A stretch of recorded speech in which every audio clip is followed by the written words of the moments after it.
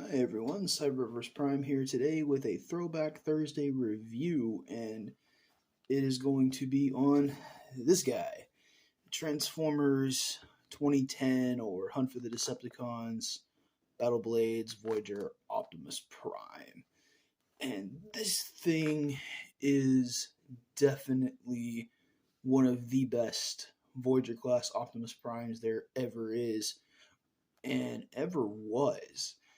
I know some people still prefer the Studio Series Optimus Prime, but in my personal opinion, this guy is way better than the Studio Series 1. Yes, granted, the Studio Series 1 can combine with Jetfire and all that other cool stuff that it can do, but really the plastic quality isn't as good as the one on this figure, and the transformation on this figure is a lot more accurate than the SS one. Really, I've heard or no, well, I watch That Toy Guy. That is the YouTube channel name, That Toy Guy, and he said that Hasbro would like to go back and do some of their original molds or original characters from the first couple of waves of Studio Series. And hats off to Hasbro if they decide to do that. And this is the reasoning why I'm making a review on this figure. Is because if Hasbro can do an SS style version of this figure with the accurate transformation and everything, I would be down for that, personally. But nonetheless, I thought I would just hit you up with that. So anyway, here is Battle Blades Optimus in truck mode. Very, very nice. It was a decent truck for the longest time. It's basically the leader class figure, just scaled down in the Voyager class scale, but here he is next to an original Voyager class Mixmaster, and this looks about right in terms of scaling. Yeah, it looks about right. This guy might be slightly oversized, maybe. No, I think this is about right. Because this is a Peterbilt, this is a Mack truck, and then the where scaling gets completely out of whack. Here he is next to a Camaro. Yeah, this is the original deluxe Bumblebee. So, good. I miss the good old days, man.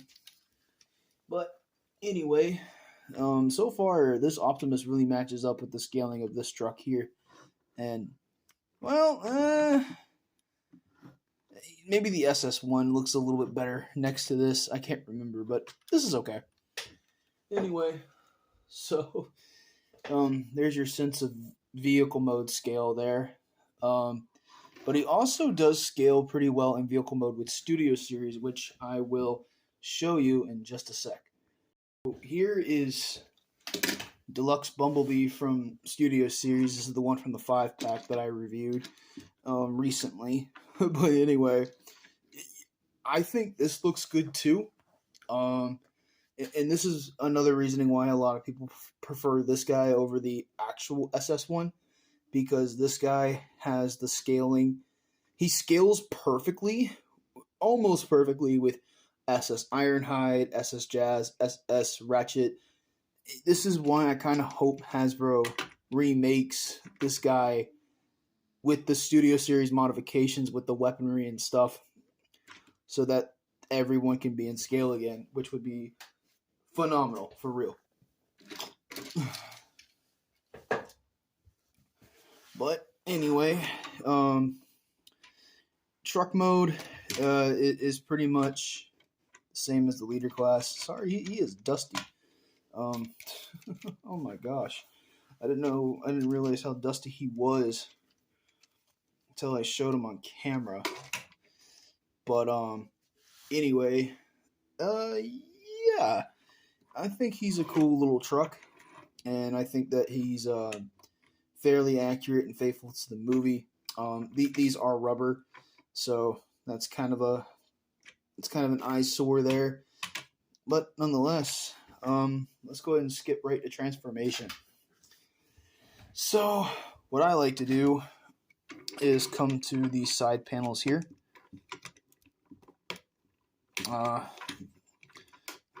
Go ahead and get these untabbed. Rotate these down. They're on a little track right here, so they're going to tab right on top, just like that. You can go ahead and angle them if you want.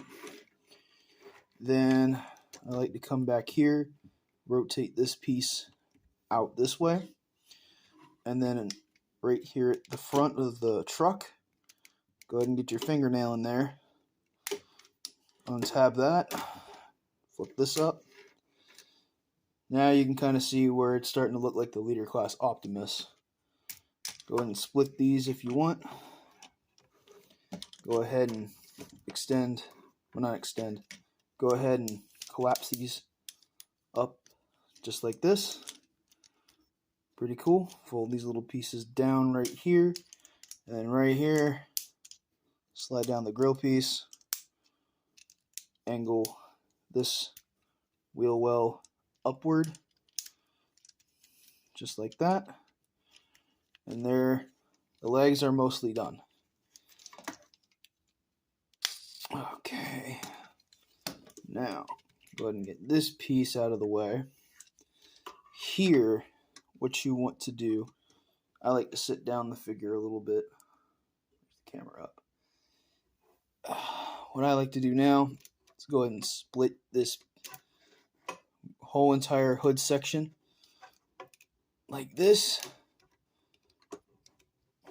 And sometimes these pieces get caught and they're already in position, which is fine. And then go ahead and split this piece. Open, rotate the head up. And then this piece here, you have to remove this matrix out from the chest when you go to transform them into vehicle mode. So I figured I might as well just show this part off now. So you can fold up, you can reveal the matrix inside of his chest, which is really cool. I wish that the SS Optimus did that as well. Then go ahead and take these pieces, or not these pieces, but rotate the legs down again, and then much like the leader class, that all will accordion and collapse on each other. Next, what you want to do is these air filters. Rotate them like this. Get the sword out of the way if you want. Open that panel up and rotate the hand out. Collapse that up. Rotate this piece upward.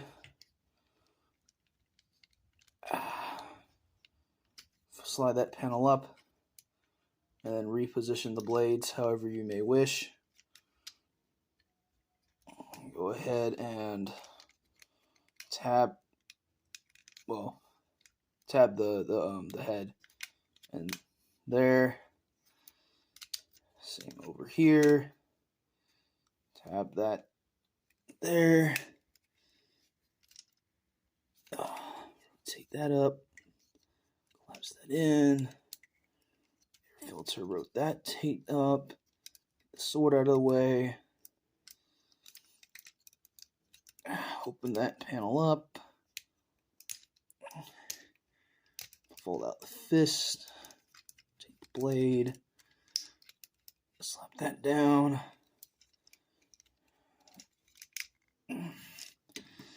Now, we're almost done. Whew, let me reposition my back a minute. And then here, these pieces, these mud flat pieces, go ahead and rotate. Well, these kind of, they pop up slightly, and then you rotate them like this, and then all of this will collapse. Okay, and this piece right here, this whole trailer hitch section will, man, it'll rotate somehow. I don't want to break it. It's very tight on my copy for some reason, and I don't know why it's fighting me. It usually doesn't happen like this, but you want to rotate it and then fold it up against his back. The gas canisters will get in the way, but they are removable, as they will, everybody knows, turn into his guns. And then the missing staple for every Optimus, on most Optimus figures, you rotate these little sunbeam visors up like that. And there is Optimus Prime in his robot mode. And for a 2010 Voyager, for a 11 to 12 year old Voyager, this is a really nice figure. It's not better than the leader class, in my opinion. It's an odd figure, yes, but it's also one of my personal faves. He looks good next to Studio Series figures. He doesn't look all that great with the older figures. Surprisingly, he really doesn't fit in that category. Well, he doesn't really fit in the scaling with those types of figures. And, for a, get this, $20 figure, back in the day, $20. This was really worth the price, in my opinion, for $20. Because for $20, you had the flip up and removable Matrix of Leadership. You had the flip out swords. You had the guns. A leader class engineering transformation. Very nice for the time of 2010. And one of, I think, Hasbro's best figures they've ever made in the early 2010s. Sorry. I'm lost for words for whatever reason. But anyway, let's get into the articulation. He's got a swivel head, not a ball joint, a swivel. He's got a swivel here at the shoulder, in and out at the shoulder. He's got a bicep rotation due to transformation, a single jointed elbow, nothing at the wrist, nothing at the waist. He's got hip movement, ratchety. If you untab the tires, he's got thigh rotation, which is really cool, single jointed knee, and then he's got ankle tilt, which is really cool. And, for a figure to come out in 2010, that is pretty posable, in my personal opinion. And for gimmicks, we've already seen the Matrix. He does have the swords, which I actually dislike. I actually dislike the swords, and I get why that they're rubber. I don't care for the rubber. I think that it was good for the time, but plastic swords is definitely something I would rather have than the rubber. I don't really care for it all that much. I think it's gaudy. I think it's ugly. And it's not gonna, stand to the test of time. But that's why I like his secondary weapons that he does come with, which is his gas tank guns. You just flip up a little nozzle piece, slotted into the hand. And he has his guns, which is really cool. And it's the same as the other side. You just flip out the nozzle piece and his gun pops out, which is really cool. And, for the time of 2010, like I've kept saying, he's actually really nice. I do recommend him if you can find him for a good price. It doesn't really matter which version you have. I prefer this one. It's the original. There is a better painted version out there that comes with the hooks. It's a Japanese exclusive. There's the Dark of the Moon one in the 2-pack with Commodore. That is a Walmart exclusive. He is somehow very hard to find. I did own him for a short while, but eventually I sold him off because I just don't have the space for him. And I already have this. I don't need two versions of the same. I don't need two versions of this mold. And I did own the KO version of the Revenge repaint in that movie Advance line of this figure, and that KO sucked. That's where the Matrix came from. I lost the original Matrix. I saw the silver one, and I thought that I originally thought it came with this one, but no, this one comes with a regular plastic gray about this color, and yeah, didn't notice that I switched the Matrix or lost one of them. I can't remember. Somehow I ended up with the KO Revenge repaint of this figure. Oh, Jesus. Sorry about that. I didn't mean to hit the camera. But yeah, unfortunately, well, no, that's a lie. I do have one size comparison. There he is with Rumble. No, Frenzy, Rumble, from the Prime universe. Whatever. It's okay, I guess. But nonetheless, if you can find him for a decent price, I would say go for it. And I'm sure if you've noticed, my past two videos, this one is included. My videos have been over 15 minutes, so yay. That's because YouTube changed their algorithm for mobile and people who use the app and stuff. Videos can now go over 20 minutes, which is fine. But anyway, I wanted to thank you all for watching. Sorry for no reverse transformation, but hey, I do want to continue doing these videos. I'm calling this Throwback Thursdays. I know that other YouTubers have done that, but at this point in time, Throwback Thursdays for movie figures are definitely happening more and more. Because, I mean, Transformers is now 16 years old for the Bayverse. So, it's definitely making me feel old. I was 8 when that movie came out. Yeah, I was 8. No, I was 7 when the movie came out. But I was turning 8 that year when 07 was coming out. So, yeah. 16 years old, and I'm still collecting Transformers, and the movies are still going on. Can't wait for Rise of the Beast.